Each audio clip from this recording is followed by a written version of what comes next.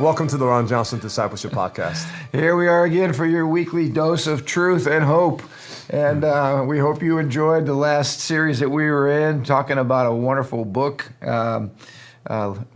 Strange New World. Strange New World, yeah. and Pastor Andrew and I have figured out that we do the podcast best when we have some jumping off places, and a good book is sometimes a great launch pad. So we have selected another great book. In fact, I think it's the perfect book to build upon where we ended, talking about kind of the psychological or the philosophical journey over the last several hundred years to get us into the crazy, messed up world that we're in today. Yeah, and I think these books, in many ways, are cutting edge ideas, philosophical ideas that talks about why we are the world today, and really gives a kind of a scholarly approach to the underpinnings of what's happening. Explain what's the rationale behind. It's less utilitarian, but more idealistic. But I feel like it's important for us to understand the world we're in today. Yeah. I like to say ideas are like the metaphysical infrastructure to the physical world.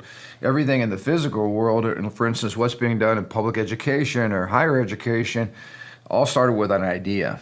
I was just reading to kind of piggyback on what we came out of, how a lot of our urban public schools have ordered a whole hodgepodge of gender transitioning gear, because the fashionable thing now is to have a closet at school where you literally can go into the closet and you can begin transitioning into your new gender. And so they have all this crazy kind of paraphernalia, physical things, that help you create a new you, which is a metaphysical thing. And so once again, the idea world, the world of the spirit, comes before the world of the natural and the world of the flesh. And so when you're looking at the news today and you're seeing stuff happening where you're just scratching your head, you need to realize there's an idea behind that. And of course, we go all the way back. Ideas only come from one of two sources. It either originated with God and it's true, or it originates with Satan and it's a twist and it's a perversion of what God has said. So every idea you can trace back to its source, and there's only two sources. Yeah, and I think when you deal with cancer and you have symptoms of cancer, you can often deal with the symptoms. You take an ibuprofen to help with the headache, but that doesn't solve the actual problem. And you got to identify what the actual problem is, which takes digging, which takes scholarly work, which takes research to look at the history and what happens. And I think that's what we're digging into is the heart of the bad consequences we see in the world today, the bad legislation we see today is the ideas, is digging these ideas. And you brought up a great point. It's not that we are overmatched in the area of ideas. The Christian worldview, I say this a million times, it is superior to anything because it is based on truth. The challenge for believers is that we learn our Christian worldview.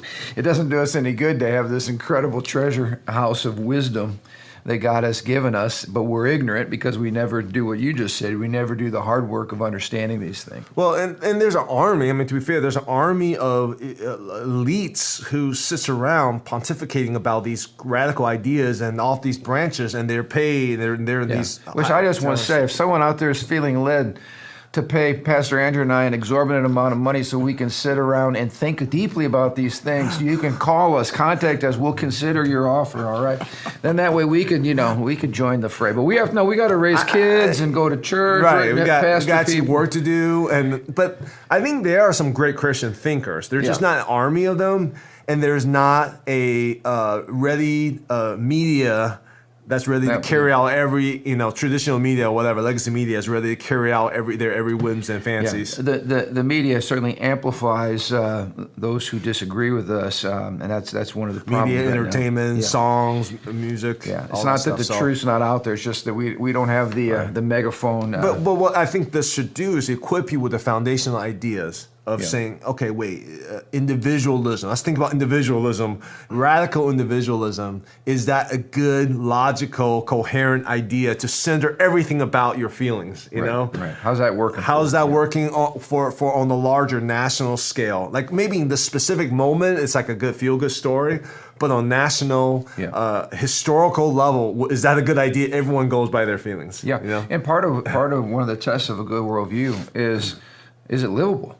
And, it's great to have all these crazy theories, new ideas, radically new approaches, But at some point, it has to be livable. And I think what we're going to find out with the some of the ideology that's put forth today is we'll look back 10 years from now, 20 years from now, and go, what a disaster, unfortunately. More like 6 months from now. Yeah, what a disaster. Yeah, absolutely. So let's transition. We're going to introduce a brand new book to you. And again, as we introduce these books, we encourage you to go out and pick up a copy and join us as we kind of make our way through. We hope it's helpful. Rod Dreher's book. Talk to us about the title, and we'll kind of get into the intro in the first chapter, maybe a little bit. The title is interesting. It's called "Live Not by Lies," and which I didn't understand. That was a quote. A direct quote from Alexander Solzhenitsyn, who was a Russian dissident. Spent some time in the Soviet Gulag under Stalin. When he was exiled by the communists to the United States, he was a trumpet for truth, and really he spoke prophetically. God used him to speak prophetically in a lot of the Ivy League universities to basically condemn the West, that we have forgotten God. Yeah. That went over like a lead balloon because our Ivy League schools had abandoned God themselves. Right. And so here's this prophet who's coming literally out of a prison camp of horrors, and he's warning the United States to get back to her roots and warning individuals to return to God and return to truth. And he's being mocked at our universities in America. And that was back, I believe, in the 70s, I think, early 70s. In the middle of the Cold War. Yeah, and he, so here again, here's somebody, talk about spiritual blindness. Here's somebody who has lived through it, who watched the Soviets take over the country, bit by bit, and create this Holocaust, and he comes to the West, and we're so enamored with our pleasures and with our comforts that we have no ear to hear. In the middle of sexual revolution. All of that going on. Incredible financial blessing because of capitalism and free markets. All the freedom, everything that freedom has produced, we've perverted it. Yeah.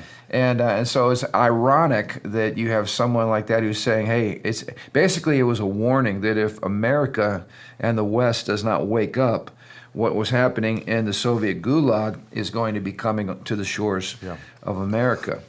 And I thought how Rod Dreher, how he started this book was very interesting. Mm-hmm. He basically got a call from a immigrant son, a doctor, a very good doctor, but his doctor's mother saw what happened back in Indiana during the Religious Freedom Restoration Act battle, in which for those who remember, there was a pizzeria that someone asked, like, will you cater to a homosexual wedding? And this pizzeria was like, we wouldn't do that. Again, like, who caters pizza for who gets pizza for their wedding? But anyways, the point was, and just the hatred that was unleashed upon that pizzeria. So that whole story really triggered this doctor's mother, who I forgot what country she came from, immigrated from, some Eastern Bloc European nation who underwent totalitarianism, fascism, whatever. And she saw that. She was so concerned. She talked to her son, who then called Rod Dreher and says, what was happening in my home nation is now starting to happen in the United States. And we're talking about Indiana, a conservative state. Yeah.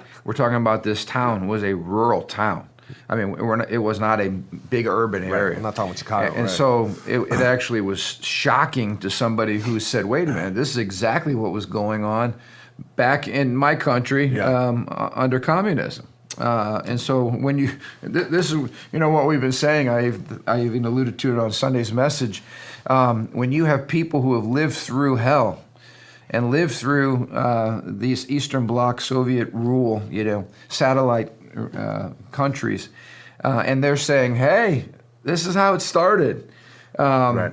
They're alarmed. They've seen it firsthand. We've got to listen to these people and learn from these people and have an attitude of posture. So share again the quote that kind of kicks off this book, because I think it kind of summarizes why the book was written. You talk about Solzhenitsyn. He says, there's always this fallacious belief. It will not be the same here. Here such things are impossible. Alas, all the evils of the 20th century is possible everywhere on earth. Yep. And so he's saying we can't sit back as Christians and just go, well, it'll never happen in the United States. It won't happen in the United States. Yeah. There's no way that could happen, because it's happened all over the world, and it's foolishness and arrogance for us to suggest that if we ignore God, we will not end up in the same place. Well, it's interesting because he even ended this chapters, Rod Dreher, talking to these immigrant friends of his who are very successful now in the United States, but they came from, they're very close to a fascism, okay? True fascism, not the fascism we just throw around in our world today. But anyways, and some of these advice that they're giving Rod Dreher was, there's no point writing this book because people won't know till they experience it themselves. I mean, kind of very fatalistic, kind of like America's doomed anyway. It's kind of like the frog in the kettle, you know? You're sitting there and the frog in the frying pan and the heat gets turned up and you don't really know that it's happening to you until it's too late. Because that's what they experience. That's what they experience. And Rod Dreher, I appreciate his response was like, well, I'm going to try to prove them wrong by writing this book for their kids and for my kids. And praise the Lord he did that. I mean, we can't sit back in kind of a fatalism. No, and that's not our approach. Our approach is there is still God on his throne. The church, he's giving us keys to the kingdom, to the body of Christ. Absolutely. And then we give him the key. So we always have a shot. We always have a chance. And in fact, I want you to highlight, along with me, just so people understand the tenor of this podcast, this is not doom and gloom, America's going to hell in a handbasket and there's nothing we can do about it. Just the opposite. We're seeing across the globe, people are waking up, especially over in Europe, where some of these progressive kind of ideology has been in place a little bit longer than what we're seeing on the shores of America. But people are sick of it. And we're seeing some big political victories that has the progressive mainstream media freaking out. Well, the globalist, the Brussels. So it's interesting. They say, the United States is always like the decade behind Europe or something like that. And in this case, I hope it's true, because you look at, I guess yesterday, the Italians elected the first woman prime minister. The party is called the Brothers of Italy, which is based on their national anthem. So they're going back to a nationalistic, kind of conservative. They call it right-wing party, and it was what's her name? Meloni. Giorgia Meloni or whatever. But she was the first. She's becoming the first woman prime minister of Italy. And this lady, I listened to one of her speech, man. Oh yeah, she was on fire. I posted it on Facebook. You can go to my Facebook page. I was moved to tears, and that was just from reading the subtitles, because she's letting it rip in Italian. And here's the radical stuff. The mainstream media, they're so ridiculous. They said that this is a threat to. She's a threat to democracy, and she's radical, right? And she's a fascist. So here's what makes her a fascist. She said, "I'm a woman. I'm a wife. I'm a mother. I want my country to have boundaries and borders. I want our people to have a national identity. I want my children to have a gender identity." I mean, she's just talking about basically basic foundational common sense things that are necessary for a nation to survive. And there's nothing radical about any of her ideas. The only thing that's radical is how common sense they are. Well, this is where the switch in definition makes a big difference, right? Because fascism used to mean, inflation used to mean something, gender used to mean something, fascism used to mean something. But now it's whatever the mainstream media defines it. Now fascism is defined right wing. So if you're conservative, you're fascism. Never connecting what true fascism was. Now if you're right wing, you're just fascist, because that by definition. Right. It's just an incendiary term to throw out there like a hand grenade, to blow up, to cause bloodshed and violence and confusion. But we're going to get into this as we get into this book, because language is a huge thing. In these totalitarian countries, language is used to redefine terms. So what was once black is now white. What was white is now black. Words are used that we think we're saying the same thing, but we're not saying the same thing at all. We make up new words. We've seen that over and over again. New words, which are simply propaganda. We should make up some new words. We should make up some new words. We should. Let's work on that for next time. We have no time. We actually have work to do. We got to raise kids. But if that major donor comes in, we're going to have time to sit around. I'm telling you. Come on, help us out. There are people who sit around in these think tanks, and that's what they do, man. They come up. Okay, I won't go there. But I was listening to Steven Crowder, and he made a great point. He says, name one fascist party that advocates for more First, free speech. Yeah, exactly. Smaller government. Yeah. More local government. More small central government. The right to protect yourself. And the right to bear arms.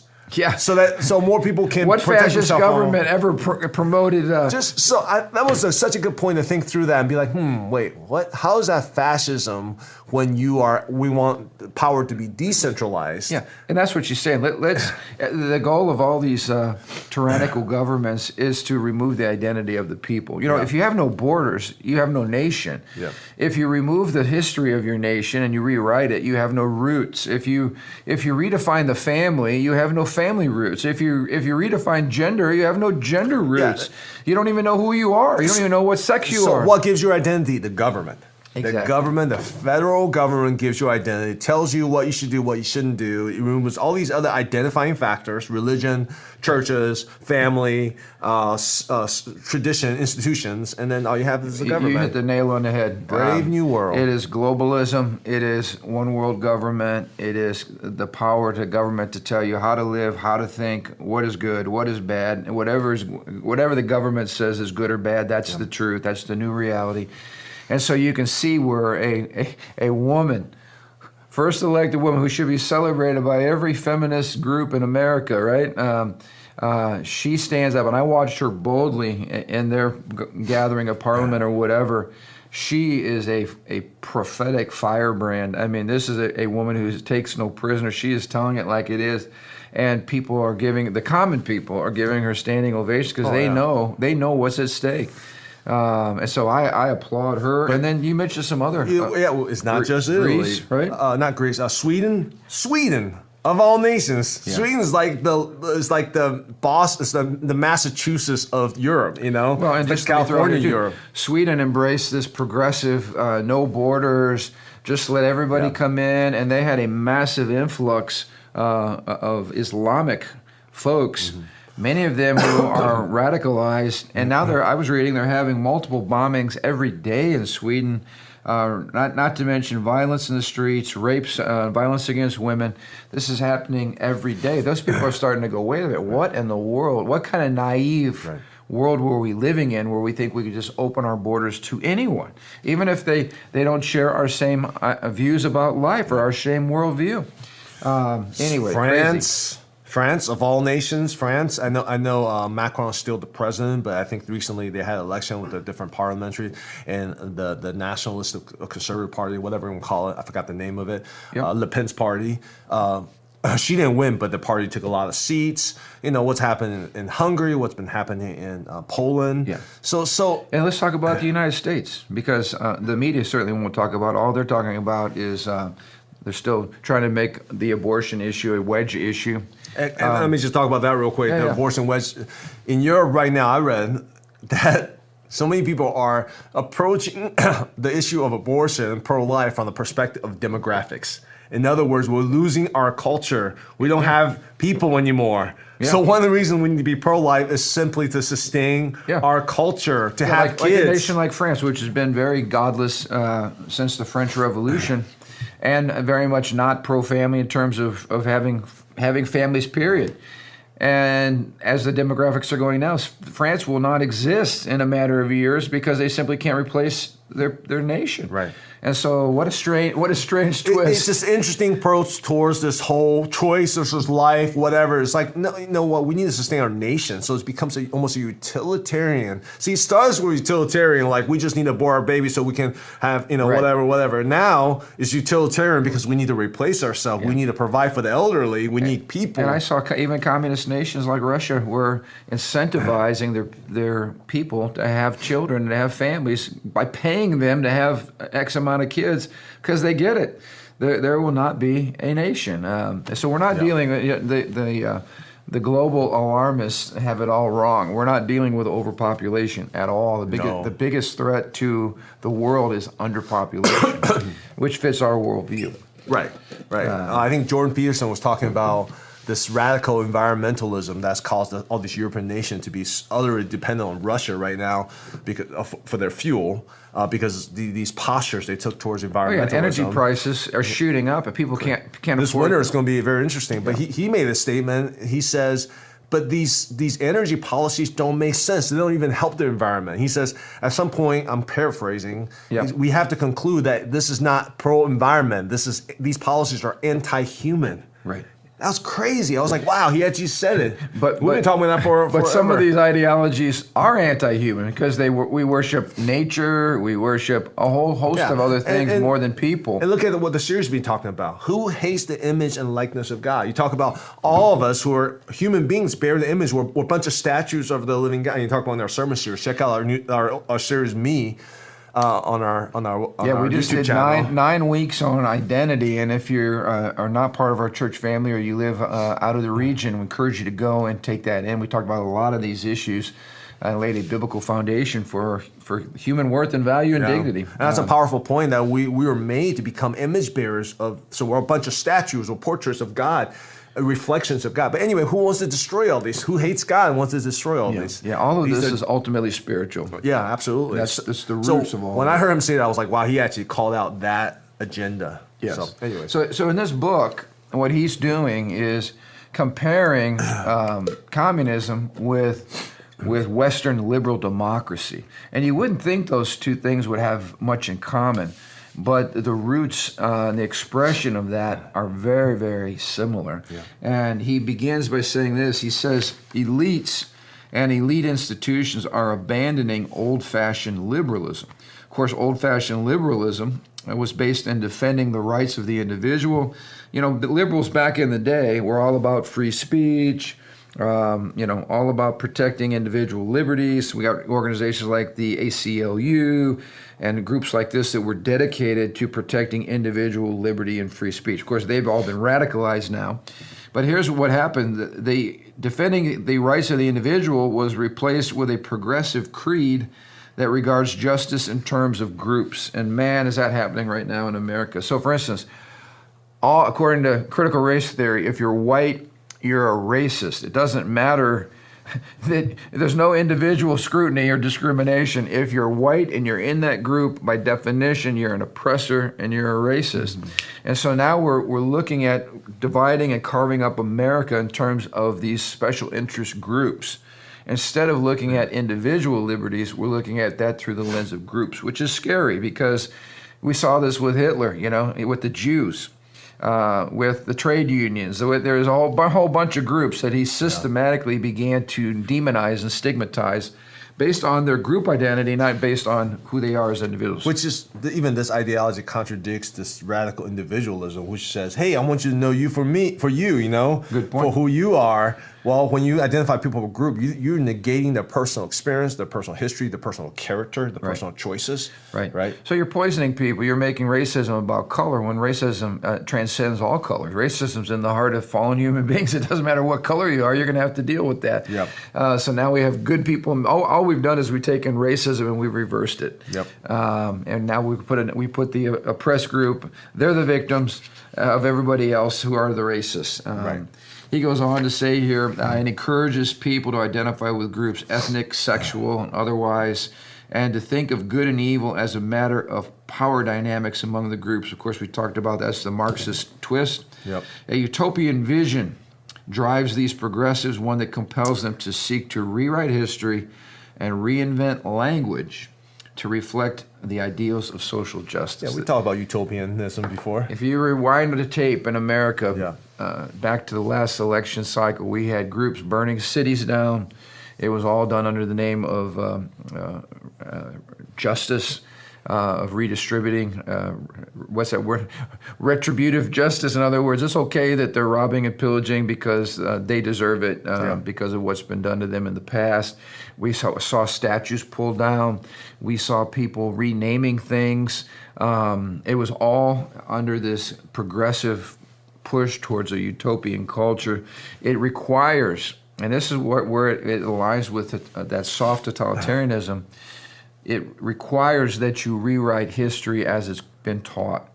And so we're seeing a big push now to get away with Western civ and taught in our universities, some of the great ideas and great thinkers that led to who America is today. We're throwing all that out. We have to completely rewrite history from a lesbian perspective, a gay perspective, a queer perspective, a black perspective, whatever the perspective is. We have to have certain months dedicated to different groups in an effort to rewrite history or to include them in history in a stronger way. But a lot of it's ideological. And then the language that comes with it is also loaded, as you mentioned, loaded with new meaning and new understandings. In other words, words don't mean what they used to mean in the past. And the sad thing is, go ahead if you want to jump in. I was going to say, you mentioned soft totalitarianism. You might want to explain that to our listeners real quick. Yeah. What that means, Yeah, so what he's pointing out here is under the Soviet style of totalitarianism, it was called hard totalitarianism. In other words, you're part of that group, we're going to kill you, or we're going to imprison you, or we're going to... Strong-handed the government. Strong-handed, there was very clear, it was physical punishment, consequences, like death camps. And, listening to the book I read about a former Auschwitz survivor, he said the first thing that happened was if you were a Jew, you could not go to college. So imagine, if you're part of a class that doesn't fit the ideology or you disagree, you're automatically not given privileges. In fact, right now in communist China, there's a social credit score where, because they have cameras everywhere, if you violate the orthodoxy of the party, you get points against your social credit score. And if you get so many points, you're not allowed to travel, you're not allowed to fly anywhere, you're not allowed to leave the country. Eventually, you're not allowed to purchase things, you're certainly not allowed to go to the finest schools in communist China. I had been reading where a lot of what was going on with the current pandemic protocol and all this was to see how ready Americans are to receive kind of a top-down social credit kind of system, like wearing a mask, not wearing a mask, practicing social distancing, not practicing social distancing, getting the shot, not getting the shot. Right. What they're measuring... Your social media posts. Exactly. They're measuring the willingness to push back. Yeah. And when people just become blind sheep, willing to walk off the cliff, follow the sheep in front of them without thinking, Stalin called these people useful idiots.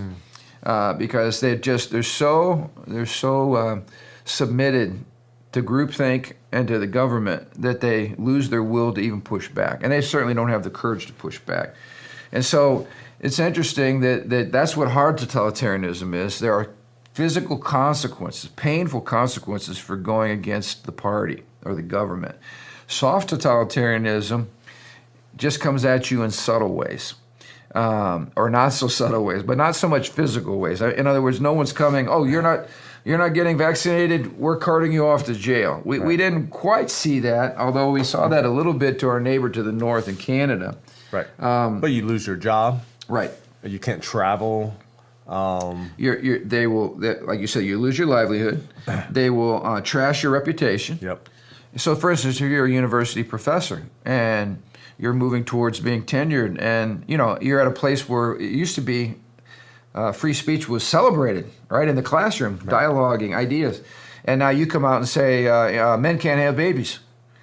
Boom, you're fired. Yep. And or you're blacklisted and people attack you. Right. They get out in front of your house and protest and threaten your kids. Right. I mean, this is all based on fear and intimidation. And the goal of soft totalitarianism is to take away our voices. Yeah. It's to get people to self-censor. And this is what's happening a lot today. In fact, there was just a survey that was done that said many people have serious problems with CRT and all this crazy gender ideology that's being shoved down our throats in our public schools. But the reason they won't say anything is for fear of retribution. Well, let's look at what happened with the FBI targeting conservatives. Yeah. I was listening to a polling yesterday, conservative polling. He's saying whatever poll there is right now for the midterms is actually underrepresenting conservatives, because when pollsters call the conservatives, there are some conservatives who don't even want to tell the pollsters that they're leaning right because they don't want to be because of the fear of being targeted by the FBI. Or if I get those kind of calls, I don't know who's taking the poll. Right. So I'm not going to tell what I really believe because unless I know who's taking the poll, because that could be used, strategized and used for opposition, research. And so I'm just keeping my cards close to my chest for me, not because of fear, but for me because I don't trust the media. I don't trust government. There's a lot of groups I trust. So can I share a quick story that talks about that? Even the way we're thinking right now, we're under soft totalitarianism. Yeah, just the way we're even, like when someone calls us and asks you for a polling for the political views, our first thought is, where is this person coming from? Are they targeting me? Are they watching me? Man, how far have we really gone? Yeah, that's a good point. I just want to share even, I'm immigrant. I actually immigrated from Taiwan myself, and my parents both went through the Civil War. My grandparents fought in the Civil War in China. So what happened in China is, it's close to my heart. Yeah. Then, but I didn't know that much about it because I grew up in Taiwan, which was a democracy, a democratic republic, and then I immigrated to the United States when I was 8 years old. But I heard stories. Right?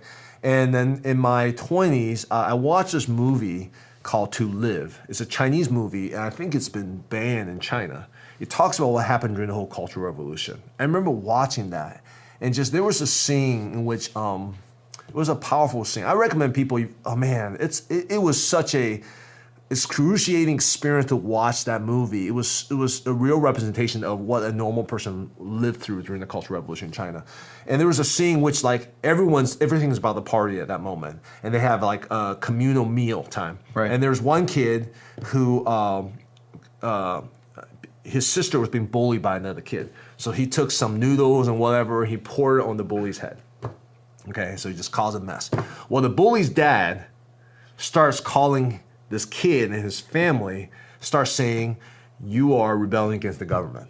Wow. So instead of like talking about, you shouldn't do that to my son, let's just address this issue, he started using these social accepted verbiage to attack this family. The last thing you want to do is go against the government. And you see the hesitation in this dad who saw his son. I mean, this is a issue between kids.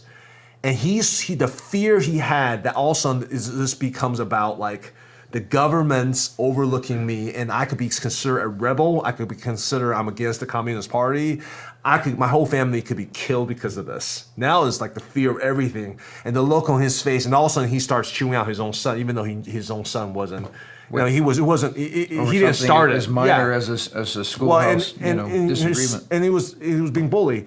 And I remember watching that just thinking, man, that's a horrible place to live in which you feel the oppressive weight of the government. Anyone could just turn on you and say, you're a bigot, you're a racist, you're whatever, even though you're totally not any of that. So that's the hard totalitarianism. The soft totalitarianism, I just read where there are school systems where the teacher says, teaching all the transgender and progressive sexual ethics now, and says, okay, if you believe that this is good and right, stand on that side of the room. Geez. And if you disagree or you believe this is wrong, stand on this side of the room.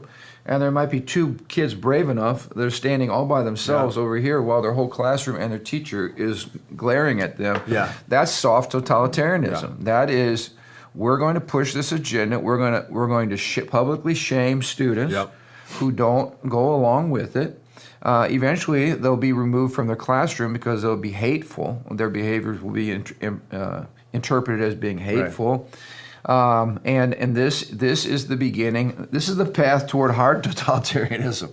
It's a soft. It's really not soft. It's equally painful. I mean, it hurts to lose your livelihood. It hurts to lose your reputation. It hurts to be kicked out of a school or fired from your job. These things hurt. It's just not somebody shooting you in the head. But the shooting you in the head comes later if we allow this kind of stuff to happen. But that sense of fear, that sense of like, I have to double think and think like, how should I answer? Should I answer truthfully or not? Man, we are really in that right now. No, and you bring on a real good point. When self-censoring happens, you're already down the pathway to soft totalitarianism. Whenever we're having to think, it's ironic that in the providence of God, we're doing this podcast on what we're doing it on. When just last week we received a social our credit score got dinged, right? We got dinged our social score. credit because we spoke about something that was off script.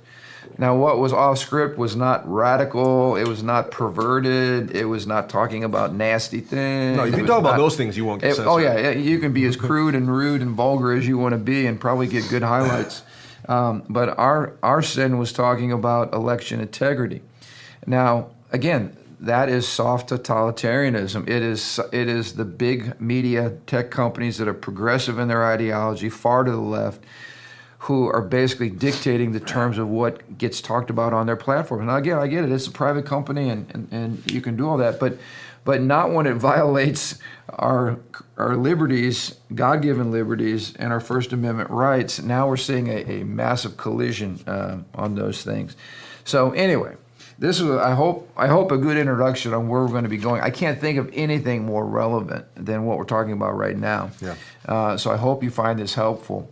Now, Pastor Andrew and I are going to pause here and say goodbye to you all, because we're going to come back and do another podcast as he is going to be out of town next week. So this will look like next week, but it's actually this week, and we're getting ahead of you.